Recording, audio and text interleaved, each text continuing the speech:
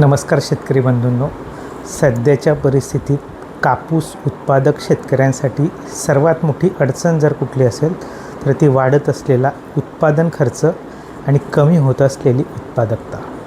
ह्या परिस्थितीत काय करायचं आहे तर कमी खतात कमी खर्चात आपल्याला जर कापसाचं उत्पादन घ्यायचं असेल तर त्यासाठी आपल्याला ट्रायफॅक्टर थेरी समजून घेणं गरजेचं आहे. ट्रायफॅक्टर थेरी म्हणजे काय तर कुठल्याही पिकाचा शेतीतील उत्पादन खर्च कमी करायचा असेल आणि त्याची उत्पादकता वाढवायचं असेल तर त्यासाठी आपल्याला ट्रायफॅक्टर थेरी समजून घेणं गरजेचं आहे. ट्रायफॅक्टर थेरी म्हणजे इंग्लिशमध्ये ट्रायला 3 म्हणतात.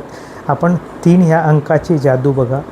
जर पृथ्वीची जर पूर्ण रचना बघितली तर पृथ्वी ही 3 घटकांची बनलेली आहे. सर्वात अगोदर 70% पाणी, त्यावर 30% जमीन आणि त्यावर वातावरण.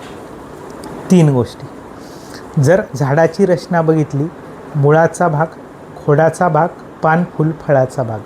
फक्त मुळाची रचना बघितली, मुख्य मूळ, त्याला आधार देणारे मूळ आणि तिसरं पांढरं मूळ. जर मनुष्याच्या जीवनाची रचना बघितली तर मनुष्याच्या जीवनात 3 पडाव येतात. बालपण येतं, तारुण्यपण येतं आणि एक वार्धक्य येतं.